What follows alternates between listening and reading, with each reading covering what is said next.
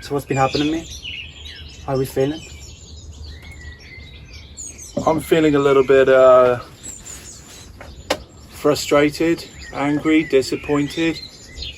Obviously, we've just had this announcement 2 days ago of the UK shutting down for an additional 4 weeks in terms of clubs, festivals, etc. opening. That affect your gig? Yeah, gig's been postponed. First gig back. The first one. Really excited about it. Postponed. It was sold out as well? Yeah. Do you know how soon you can get another date? A couple of dates have been suggested, but those dates don't work. One of them is the Friday of Luminosity weekend. We couldn't do it then, obviously, because a lot of people coming to this party will be going to Luminosity. Yeah, of course. And also, I don't really want to do a 10-hour set one night and then get straight on a plane to go over to Luminosity to play for 3 hours. I just don't want to do that. No. If I do a 10-hour set on a weekend, I want it to be the only gig on that weekend. It's quite draining. Yeah. You could maybe do it the other way round. Yeah. Go and play a club and play a 2-hour set, get 7 or 8 hours sleep, and then do the other one. That would work, but... Even playing 6 hours, you're pretty wiped. Fucking right. Like mentally, when you finish, you're like zonked. Yeah. But it's a good feeling. Yeah, I'm not feeling particularly... Yeah, that's how I feel, basically. So yeah, the goalpost move once again, which we have expected. Actually, when this came round and I told my dad that things were going to be opening up, this was like months ago, he said there's no fucking way that's happening on that date. I said, yeah, but the government have announced it. He just said, whatever. I just honestly don't know I don't have anything left to say. I think this last stretch has been the hardest for sure, because last year you kind of had the goalpost kept moving, but you were sort of pushing towards like an end result. But this last few months have definitely, for me personally, have been the worst. My worst period was end of November, beginning of December, in the depths of winter. I was at a real fucking low point then, and struggling, I'm not afraid to say, really struggling. There's only so much mentally your brain can take. Yeah. Especially when you're stuck, everything's shut down, but your workload and responsibilities hasn't changed, and it keeps stacking. Yeah. And there's no release of the pressure. No. So it's like constant. See, what I find hard on this last leg of us opening up properly is the fact that everyone else has now opened up. Other countries? No, every other sector. You know, everything else is basically back to normal now. Yeah. The only thing that hasn't is nightlife and the hospitality to an extent. But hospitality, who always throughout all of COVID on the news have always been the one, hospitality have suffered the worst. They haven't, because all through lockdown they've been able to open. They've been able to do takeaways. They've been able to do fucking other things. Well, we haven't. No nightclubs have been open. Maybe some that have got outdoor areas that they've opened as a sit-down, socially distanced, just drinking and listening to music place. But on the whole, nightclubs have been shut since this horse shit started. And as a result, it's no surprise the last month has been fucking brutal, the last couple of months, because everyone else is kind of back. Yeah, I'm just getting on with it. And we were just about to be back, and now it's, you know, here, have another fucking 4 weeks. Oh, really? Why is that? Because deaths have gone up? No, not at all. Well, I don't see what difference. What's gone up? Transmissions of the Delta variant. Okay, who's the most at risk out of that? You know, who's the most at risk? Old people. Old people, the elderly and vulnerable. Okay, how often do you see them in fucking nightclubs? You don't. How often do you see my parents in nightclubs? Sure, you never know. Yeah, could happen, I suppose. It's just ridiculous. It's ridiculous. The people who don't get sick are the ones who are going to the nightclubs. Yeah, there's going to be exceptions. All right, but are those stats going to be any worse than people getting fucking seriously ill with flu, proper flu? No. Well, then what's going on here? I know it's frustrating. Just have to hope. In fact, last time we talked about this, because we haven't done this podcast for nearly a year. We're talking the same stuff. Well, last time we did it, the conversation that we had, someone sampled it. Oh, did they? Cyber, the artist Cyber. Oh, really? Saying what? Well, it's me saying, I can't remember what it was. It's sort of saying, you know, if you're sick, you're elderly, stay at home. Everyone else, you know, go out, blah, blah, blah, and just shut the fuck up, or something like that. And the track's called Shut the Fuck Up. What style of track? It's kind of banging tech. Right. Interesting. I'll send it to you. Yeah, I'll give it to you. Nice. Think about what's happened since we last did one of these podcasts. Think about what's happened since we last sat down and spoke. It's been the same day to day, really. But... Well, I can think of a couple of things. You got COVID-19. That's right, actually, yeah. You got COVID. Yeah, I got COVID at Christmas. And here's an interesting part of that. You not only got COVID, but prior to you getting COVID, you were not going to take the vaccination, and COVID hit you hard, and you were on your ass for 5 weeks, and now you've got a newfound respect for it. Yeah, I mean, before I got it, like, I wasn't going to live my life in fear of not moving around or whatever, and I wasn't saying that, okay, it's not going to do anything, but when I got it, and I saw how quickly it spread through all my family, and I mean, it's a roll of a dice. One of my dad's friends actually died from it, so I did gain more respect in that sense, and also, out of all my family, it hit me the most. Yeah. I got annihilated by it for about 4 or 5 weeks. The initial getting it, I've had worse flus, like more impact, but the lingering effect, and you feel it working on your system, and just the exhaustion. I just walked down the street I was knackered. I'm pretty fit and healthy, and it took me, I'd say, maybe 4 weeks. Well, that's the point of all of this is the fact that you are outrageously healthy in not only the food you eat, the exercise you do, how often you are training, and it's insane. But like you say, but I had 2 nights, 2 big nights out in Dublin, which probably took my immune system down. Yeah, true. So I think that could have played a part as to how much it got in. Yeah. But if only the Greg who did 8 nights running without sleep in Ibiza had been here to take on the COVID, he would have got through it. He wouldn't have noticed it. He wouldn't have noticed. It would have been a mild cough. It was 12 nights with 1 night off, by the way.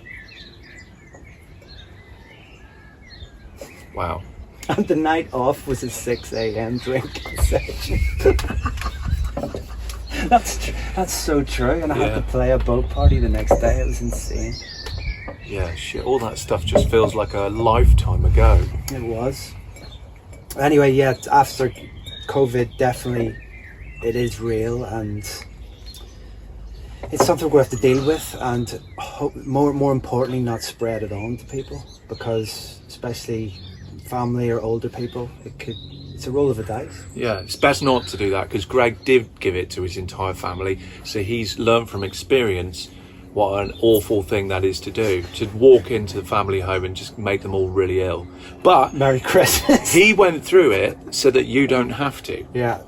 Don't do as I do as I say. There you go. Here endeth the lesson. Yeah. Yeah, see, another interesting thing is the guys, Simon, Will, Giuseppe, all the Ali and Fila, all those guys who have been down in Australia on the Paradigm tour. You know, they got there, had to do 2 weeks of proper quarantine with the police outside, not letting anyone in or out, and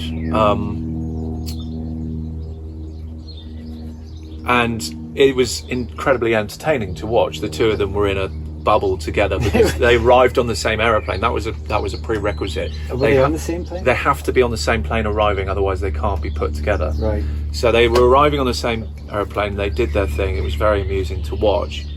And then they were let out and in the clear, various tests and stuff. Then they're in the clear and they go out, and they're now staying in a regular hotel but can go out and stuff. But local lockdowns kicked off and the tour got put back a week, and then it's been put back again, and now I think it's being put back again. And in the meantime, they've been doing quite a lot of club shows. Yeah. Just to, you know, pad it out. Yeah, to pad it out, and also I think to you know, there's people out there craving it, and they know all those DJs are right there. Yeah, you know, like all the videos from all the gigs look like everyone's out in full force. Yeah, it looks like they're all kind of rammed and sold out, which means the people out there are probably going, you know what, I'm just going to every single party because I want to get in as much partying as I can. Yeah, until it's over, before it's over. In case the big show doesn't happen at all. That's next week? Is it next week or is it moved again? Yeah, I think it was supposed to be this coming weekend. It's now the 16th, but I think it's been moved back. Simon was saying there was talk of them, maybe him staying out even longer. Yeah, I think Simon might stay for a whole nother month. But Giuseppe, I saw today, has left. I saw that. Yeah, he's on the plane on the way back. I saw that video he posted. So, you know, obviously it's hard for people who have got kids. Stay away for 3-4 weeks. You know, it's hard enough just doing the 2 weeks quarantine and then 2 weekends of shows or whatever it was going to be. But to be in a position to have to stay for a whole month or possibly even longer is crazy. In fact, it was a month. Really, no, it was... From the time you left Europe to go over there, it will have been a month or 4 weeks, because you get over there, you do your 2 weeks quarantine, and then you have 2 weekends of gigs, and then there's the sort of 24 hours or 48 hours of travelling back, or, you know, it always ends up being forever. So in the end, I think it would have been about 4 weeks. Is it at that stage now? No, it's gone back. So now it's, for Will, it will probably end up being away for 5 weeks. Fucking hell. Which, you know, you've got time. families and stuff, it's tricky. But you can't go all that way, go through quarantine and not play the show. Dude, I wouldn't come back if there wasn't a show. You'd stay there. Yeah. Forever. I'd have to. Just never. Yeah. If the government, the Australian government came on and said, look, gigs aren't happening until 2023, then maybe I'd come back. But if they said they're not happening until December the 31st, 2022, then I'd obviously have to stay. Make the most of it. Yeah. Tell the wife and kids I'll see you at Christmas. Yeah, or not. Or fly them over. Or not. Yeah, sorry, I'm not coming back. No. Yeah, crazy times. We were in September filming with Will Atkinson. He did the stream at The Arches. The Arches in Glasgow, and then we went out and filmed the video to his single with Gary Go, and so obviously it was after that his album got released. So we had Last King of Scotland, which I think got released in the first week of October. We also had I've also recently released my Dusk Till Dawn album. We've released singles, we've released remixes, Skullduggery album. 7 album, Skullduggery album. A lot of albums. Yeah, the labels have been doing alright. Yeah, they've been doing alright, but I fucking hate having to make music that's designed for dance floors with such uncertainty as to whether we're gonna get to play it in that environment before we're fucking 7,000 years old. And after putting so much work into the records, it's like that's hard to fathom. Yeah, I fucking hate it. Like the tracks take blood, sweat and tears. Yeah. It's not just like... Yeah.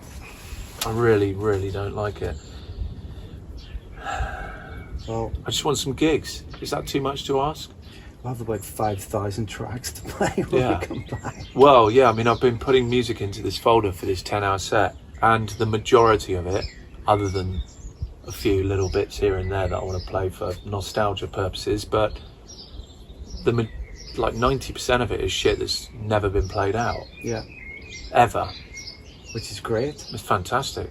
The flow of new music all through lockdown's been sensational. Yeah, there's definitely been improvements in producing and just output. Yeah. Ideas. Just getting lots of different like projects and tracks underway at least. So you can always see like the next 6-7 records ahead. Yeah. I know we talked about this briefly, but I have my artist album planned for the 1st of November, which that's when I wanted to release it. That's my birthday, so I thought that'd be brilliant. But now it's weird because I'm sat on the album, it's 90% done. I mean, to be honest, if it got released exactly as it is now and with no other changes, I wouldn't be upset. Yeah, I'm happy with it as it is, but it's minuscule little tweaks. Yeah. But I'm sort of sat here going, fuck me, do I even want to release an album?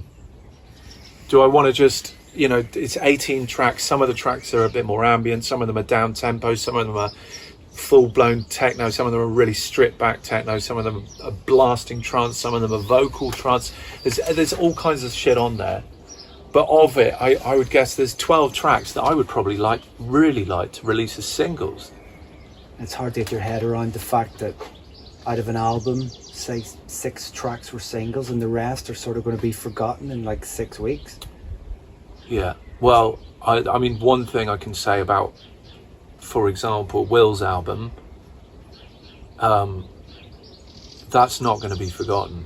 And there are tracks that off that album that I will play till, you know, they cart me off to the madhouse. Yeah, true. You know, there's a track on that album called Pipe Dreams, which I always took the piss out of Will for, because if you Google Pipe Dreams, it's, you know, you're just going to get a whole load of weird pornography. So I always joke with him about that. But joking aside, the track itself is, for me, I love that track. It's the best track on the album. I love it. I mean, but it's not the best track on the album. It's my favourite track on the album. And it's an instrumental record, but there's something magical about the riff. It's a simple track as It's so good. The riff in it is fantastic. We're working on a remixes album, 10 tracks off his album being remixed by cool new people. Yeah. I obviously can't say who, that's for Will to say, but it's something that's being worked on as we speak. And if that final lineup happens of all the different people we've contacted to remix it, it will be an astonishing album, a secondary album, and a good way to bring people's attention also back to the original mixes as well of those records. Brings them sort of back to life. Yeah. Yeah, definitely. So yeah, music, but I'm not sure, man. I mean, I know you're working on an album. Yeah, I mean, I've quite a lot of singles I've been working on for the next like 6 months and that, but I was maybe 5 tracks in to an album, and I've changed my mind now. Yeah. I'm just. So you're not going to do the album? Not when I plan to do it. I'm just going to take those 5 tracks, because I was just mounting more and more pressure on myself. I'm going to turn those 5 tracks into massive singles. And I've got the project with Simon to finish, which we're like 15 tracks into. So I'll do an album maybe a bit later down the line, I think. Yeah, I mean, the one thing I would advise as a mate and as your manager is I would never let making an album ever be something that gives you pressure. I.e., I would never set a release date until the album's basically done, and I would never put any time frames on it for yourself, because that pressure will strongly affect the creativity and the flow and the spontaneity of how you do things. I also noticed like a characteristic that I have, which I've been working on in recent times. Once I know that album is planted in my head, it's there until it's done. It's like my tracks, but it's like 15 tracks. Well, what about... It's like obsessive. See, what about the idea? Because in our world, it's so commonplace that our artists' albums have in excess of, certainly a minimum of 14 tracks, but upward to like 17, you know, people do. Yeah. What about you doing an album that's only 10 tracks and having 4 singles before and 1 that comes after, and the one that comes after could be something that is like, you know, a breaks track or something alternative, but it's big. Yeah. And with that release of that single after the album, you put out a fucking slamming 140 remix as well. Yeah, that could be good.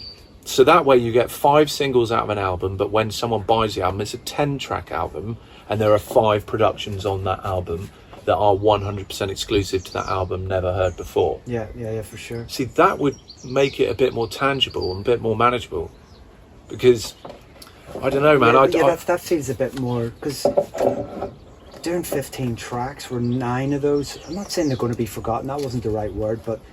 Well, you have fillers on an album. Well, you do. But that doesn't mean they're not fucking weapons in a club. You know, but of course you have fillers. You have some tracks that are the obvious singles, and you have other tracks that are just brilliant tracks. You know, the Will Atkinson Pipe Dreams. It wasn't a single. Yeah. It fucking well should be now. Yeah. I think that track is mesmerising. Well, look, having the album in my head's been good, because I've been just still my sort of sound, but different, varied. Like, I made some slower stuff I let you hear. Yeah, that one is so good. Like, it's more like, it's like sort of edgy, progressive, sort of borderline techno-ish, but I can't explain. Have you given any of them names yet? No names at all yet. I'm just happy I've got those new stacked ideas. I think we should drink a bottle of wine later on, possibly 2, and then listen to them and decide their names there and then. Yeah, sounds good. I think it makes a lot of sense. Definitely. Yeah, so... But yes, for me, it's just pushing boundaries of sounds and just, you know, just fresh, new stuff. That's where my head's at the moment. Not changing my style as such, still hard-hitting, edgy, forward-thinking, but just looking for the next... Yeah. Something. Yeah. But banging. Yeah. And trancey as well. You have to be pushing on. Yeah. You've got a collaboration with Ben Nicky coming up, haven't you? Yes, we have been working on that over the past few months, and it's actually a vocal record with Christian Burns. Okay. Vocals really cool, classy, sort of understated, but a real moment. So yeah, it's... What BPM? We've actually done this track at 126 BPM. 126? Yeah. Cool. But it's like sort of progressive but edgy. Nice. It's good. Yeah, it's cool. I would say that COVID-19 has been good for you and your career. Yes. And even though gigs have been stripped away, the focus that you've had in the studio and the music that you've made in the studio and all the things that you've achieved during COVID-19 are things that perhaps you wouldn't have had or done if you hadn't have been forced to stay in your little cave for a fucking year and a half. Yeah, I mean, at that time when COVID happened, I had a choice to go back to Ireland with family or just stay and work on my career. I saw it as like an opportunity to just keep pressing on, you know, keep putting out content, keep working on my stuff. But it's hard though, because I'm so in the motion of just working, and it's obviously nice to hear and that, but you don't feel it so much. Yeah. You don't think, oh fuck, I'm real. You know, it's the next step and the next step and the next step, and repeat, and the next thing. Yeah. And obviously I'm happy with what I've created, don't get me wrong, but it's hard to see it whenever we're still sort of locked up. Yeah, no, I get it. It's frustrating and stuff, but if it's noticed, then it's great. You know, you've got that sort of terrifying overhanging thought that some of the music you've made in lockdown, when you hear it in a club, might not be as fucking epic as you thought it was, and it's already released and in the public domain, because traditionally speaking, when you make records, you then play them out and you hear what's wrong with them, and you go and you tweak and you change, and maybe there's a certain purity to the music that's come out through this period because of that. You know, tracks are being made more for listening to them in a home volume and a headphones environment, and I don't know, maybe there's something good in that. I'm just excited to play these records out and hear what they sound like and see whether they actually work on a dance floor. You're just more sort of levels sometimes, you know, like especially bass. Yeah, I've released a few things which had no bass at all. You play it or the bass just drowns you, like Jesus Christ. And then you play a Greg Downey record afterwards and the whole sound system blows up. The place just fucking disintegrates. Yeah. Yeah, man. Yeah. I'm enjoying making music at the moment. Yeah, me too. See, I reckon there's singles now kind of sketched out in my head from now till next summer. I reckon. Yeah. I mean, I've started 4 more tracks. You know, fairly bare bones, not even arrangements, maybe built up to where middle sections, breakdowns. I don't know. I'm making some tracks now with no breakdowns at all. I don't think you need breakdowns. I quite like just moments in the track where everything keeps going, but the kick stops for a while. Yeah. So all that percussion and everything just keeps going. It's so hypnotic. Yeah, like they do in techno. You know, it's much cooler. That, you know, full breakdown down to nothing, and then the really quiet pads come in and we have to build all the way back up. I think that sort of shit just loses the energy. You need something to carry it. Yeah. Be it like something rhythmic, or hypnotic, or an RB thing, or just something. So it's not just like everyone gets their sleeping bag out. Yeah. Shit, they're all like, should we leave? Should we go to the afters? Yeah, things just need to keep rolling. Yeah. Not too many big gaps. How would you say your sound has evolved since lockdown started? I don't know. It's like my sound's always been quite diverse. Anyway, so I've always been into so many different sounds. So I guess doing the album or starting the album, I actually started to dip into producing some of the stuff or ideas that I had for like tracks that I would play in, say, longer sets. So on that front, it's been good. And then just basically trying to come up with new edges for my tracks, new samples.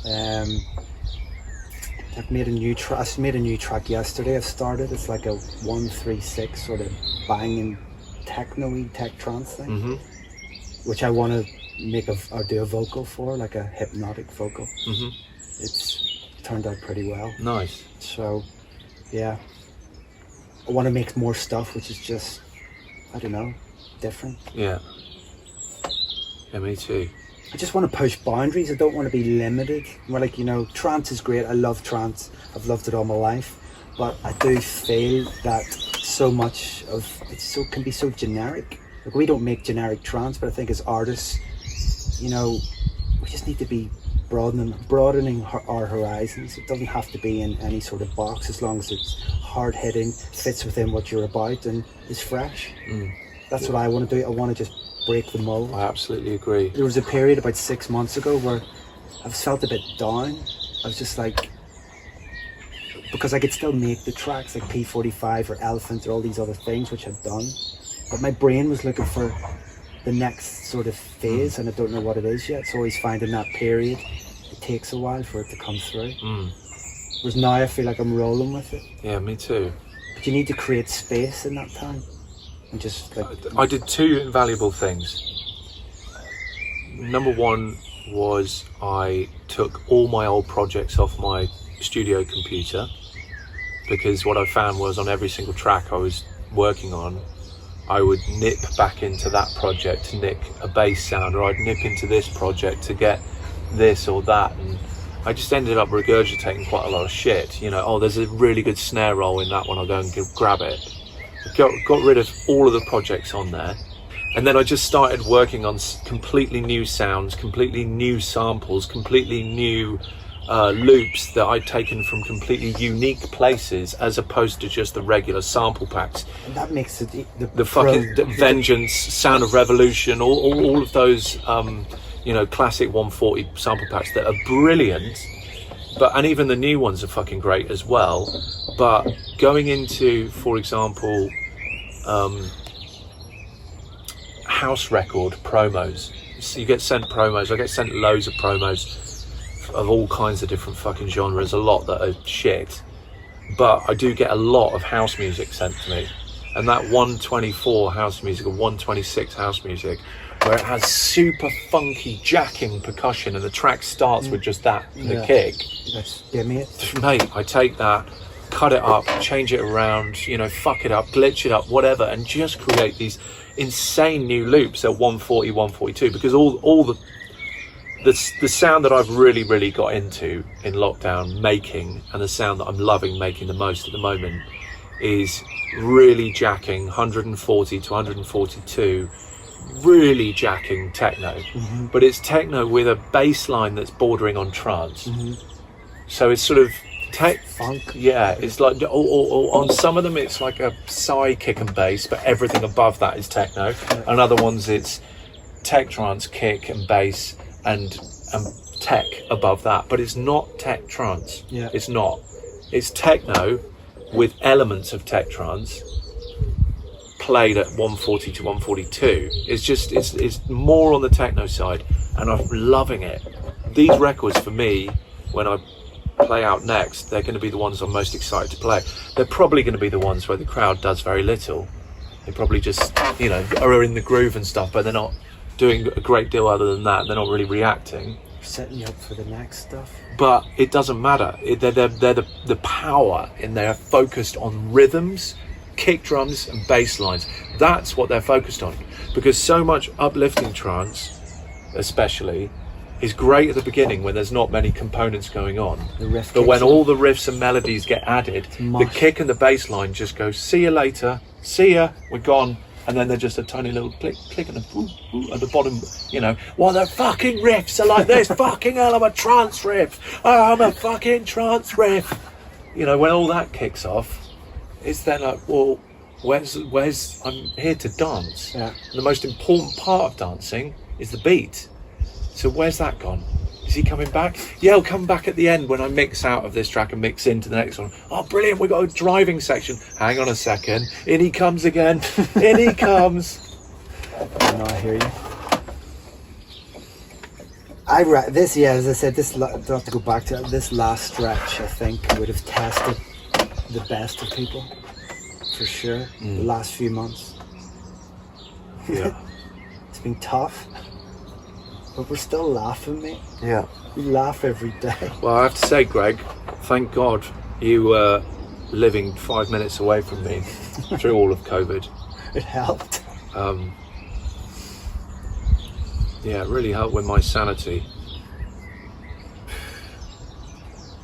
At least we're quite headstrong people. Yeah. We get up and whatever you feel, you say, fuck it. But there were some moments, you know. Of course. You had yours at Christmas. I've had mine in the last couple of months. It's been super tough. I've just been like some days just really battling with it, with everything. But I don't know, in times like that I just try and focus on more health stuff, or stuff which will just take the brain levels down a bit. Because when you're constantly stacked and you're just stacking and you keep going, you end up breaking. Something breaks, or something has to give.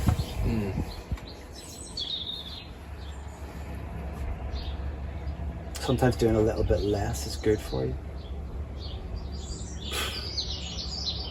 I want a lot less at the moment. Not gigs though. I want fucking loads of those. I want less gigs. Not less gigs. I want loads of those. But I feel like in other aspects of what I'm doing at the moment, I've taken on way too much. Do you reckon this time next year the gig situation will be fixed? I have no idea. I don't know. I think it'll be fixed in certain countries, not in others. I think the nightmare of going in and out of countries will make the style of touring we used to do impossible. You know, going to America one night, Canada the next, then flying back to Europe, then going to somewhere else, and going to Australia, to Asia, to, you know, that kind of routing all in the space of 1 month. I'd be surprised if that shit was happening anytime soon. Maybe not a bad thing. Yeah, it's not necessarily a bad thing. It's been fucking good for the climate not having all these flights in the sky, that's for sure. That's true. You know, I was talking about my USA visa yesterday, and they were saying they can process it, blah blah blah, in time for maybe October. But the problem is the flight ban. Yeah, with the flight ban, you know, who knows what the flight ban's going to be doing in October. So this is the problem. It's like, I probably wouldn't be putting a US tour in until December.